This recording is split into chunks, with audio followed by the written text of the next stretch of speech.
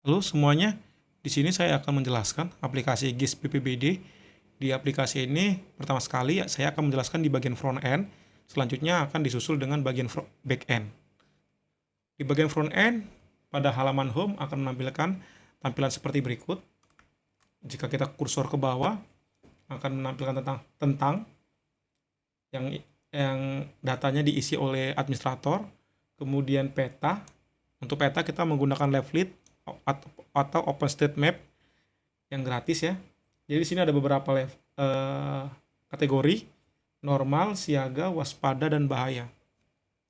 Jadi nanti kedepannya ketika datanya ini diisi, nanti ketika datanya statusnya siaga, maka ketika kita klik siaga, maka akan tampil yang data siaga saja.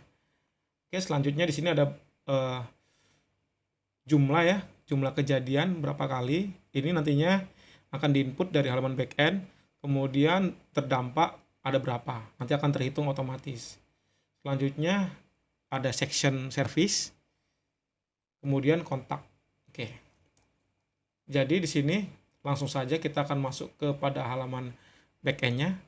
Terutama sekali kita akan login menggunakan akun administrator. Super admin. Oke.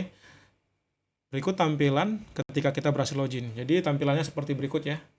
Seperti ini. Menampilkan dashboard terlebih dahulu yang menampilkan data keseluruhan berapa, yang udah di-approve berapa dan diterima berapa.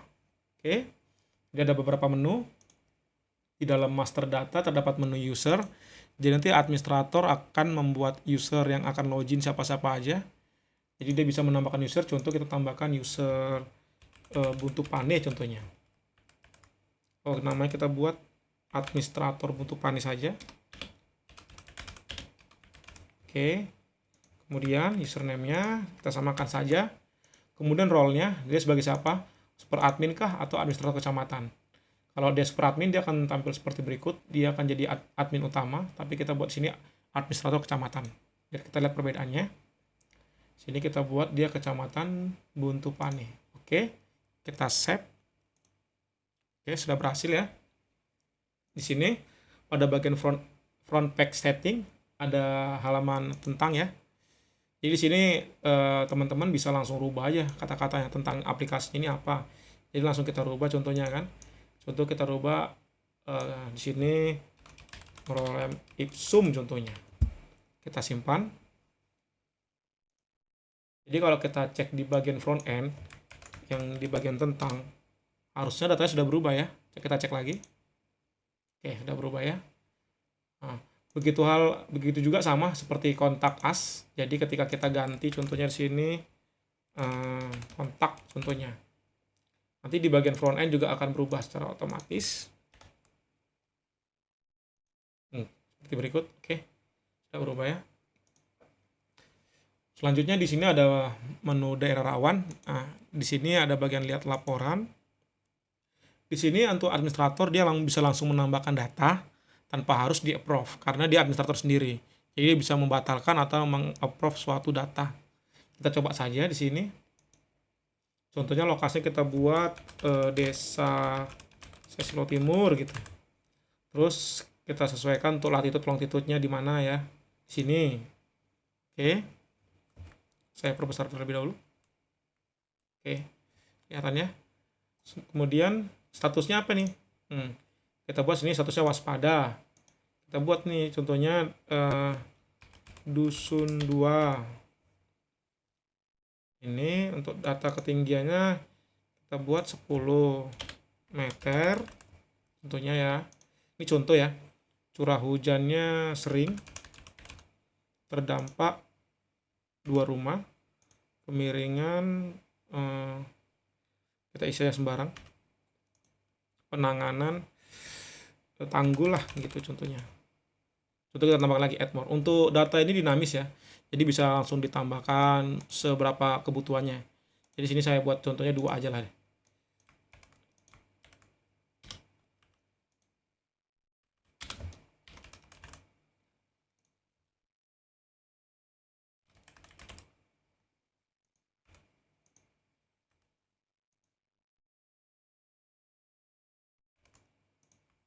Oke.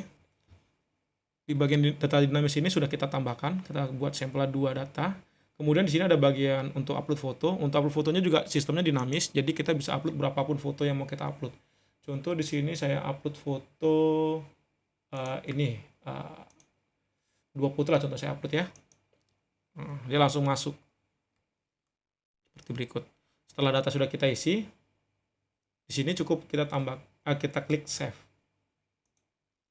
Nah, di sini langsung otomatis nih, langsung di approve.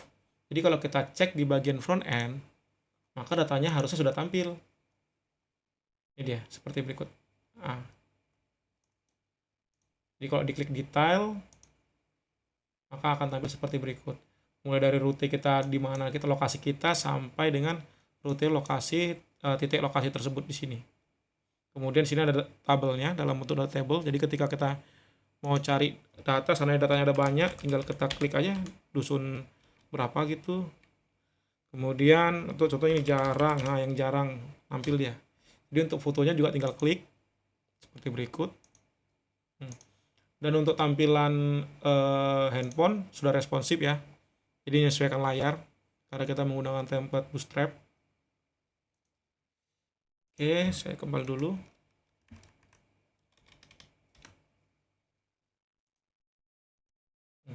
Jadi kalau kita cek di sini, yang di bagian statistik otomatis nih bakal nambah datanya. Satu bencana banjir, yaitu dari sini datanya 1. Kemudian terdampak 4, 4-nya ini dari mana? Dari sini. Dari kalau teman-teman lihat nih, ketika diklik detail, di sini ada nih 22. Jadi tambahkan langsung otomatis. Jadi kedepannya kalau nambah lagi datanya juga langsung nambah otomatis. Oke.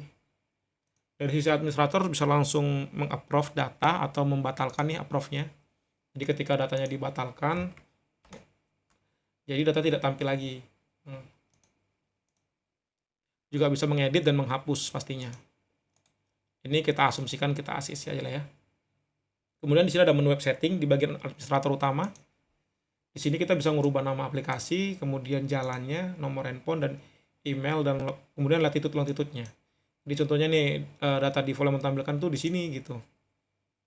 Terus zoom view-nya berapa untuk nanti datanya apa namanya kayak zoom-nya gitulah, di petanya kayak mana. Itu saya buat 10 contohnya.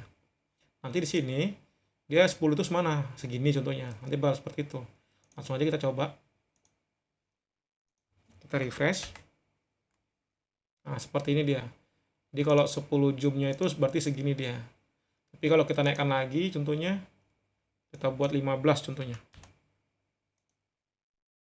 Jadi kalau kita lihat lagi nih, dia makin lebih dekat atau lebih detail seperti berikut. Nah, seperti ini dia jadinya. Oke. Ini saya kembalikan lagi ke 8 aja. Oke. Selanjutnya di sini untuk tadi fitur yang filternya ini, tadi kita buat statusnya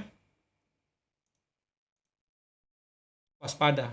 Jadi kalau kita klik siaga pasti nggak ada, kosong ya, karena data siaga belum ada. Tapi jika kita pilih waspada, maka akan tampil. Dan jika ingin menampilkan semua, tinggal klik semua aja. Oke, di sini dari segi administrator seperti ini saja ya. Jadi cuma dia bisa menambahkan data user, mengedit passwordnya dan mengubah namanya. Kemudian dia bisa mengapprove juga, mengapprove nanti di sini, mengapprove apa namanya, data daerah rawan di sini yang nantinya akan diajukan oleh user. Dan dia juga bisa membatalkan approve untuk datanya sendiri. Kemudian pastinya dia juga bisa ngeprint datanya seperti berikut. Oke, sekarang kita akan masuk ke bagian administrator kecamatan. Jadi kita akan menggunakan akun untuk yang butuh pane. Jadi biar kita lihat perbedaannya. Jadi aplikasi ini selain user utama bisa menginput datanya sendiri, user kecamatan atau user yang keduanya admin user kecamatannya bisa mengajukan data agar tampil di aplikasi berikut. Oke, kita login kan. Username bentuk pane, password bentuk pane. Oke. Berikut ini tampilan untuk administrator kabupaten atau administrator kecamatan bentuk pane. Kemudian kita klik daerah rawan. Di sini administrator bentuk pane untuk fitur terbatas, dia hanya bisa merubah profil dan password, kemudian bisa menambahkan data yang nanti akan di-approve. Oke, di sini kita langsung coba aja. add daerah rawan, kemudian nama lokasinya contohnya kita buat setia janji kita buat di sini lah ya. Perapat janji kita buat ya, perapat janji. Oke, statusnya normal, daerah contohnya Desa Konoha, ketinggian air 1 meter, curah hujan sering, terdampak kita buat 10 rumah lah, kemiringan kita isi sembarang aja, penanganan. Oke, kita buat satu datanya. Di sini kita buat dia bisa tanpa foto, dan ini kita buat di sini kondisinya tidak ada fotonya juga bisa. Cuma nanti di bagian front end data fotonya tidak ada. Oke, langsung aja kita save. Oke, di sini statusnya pending approve. Jadi kalau kita cek di bagian sini, di bagian front end, maka data belum nampil. Kenapa? Karena belum di approve oleh administrator. Oke, di sini si user masih bisa merubah datanya. Kemudian di sini kita akan logout terlebih dahulu. Kita akan login menggunakan akun administrator utama untuk mengapprove datanya. Nah, di sini ada notifikasi ya. Kalau teman-teman perhatikan di sini. Jadi kalau kita klik dia akan menampilkan nih. Nah, username butuh pane ada menambahkan data dengan nama perapat janji. Kalau kita cek atau kita lihat dulu ya. Di sini datanya. Ini statusnya masih belum dibaca, kita buat aja sudah dibaca kan, kita klik. Oke, jadi kita bisa lihat dulu datanya nih, administrator. Di sini administrator juga bisa langsung merubah datanya seandainya ada kesalahan pada data yang diberikan oleh user tersebut. Nah, atau bisa menambahkan foto juga di sini. Jadi dia bisa menambahkan datanya. Nah, jadi di sini kita anggaplah asumsikan datanya udah benar tuh. Jadi kita tinggal approve aja nih, biar datanya tampil. Nah, di sini kan tanggal approve-nya belum ada tuh. Kita klik approve. Oke, setelah kita klik approve, data maka akan tampil di bagian front end. Coba kita refresh. Nah, ini dia, datanya sudah tampil ya. Untuk data perapat janji. Oke, ini nampak rutenya. Kemudian foto kosong ya. Bisa dibuat kosong. Tidak ada fotonya. Oke. Jadi untuk aplikasi ini seperti ini. Jika teman-teman berminat, langsung saja hubungi saya melalui kontak di bawah video ini. Oke, terima kasih.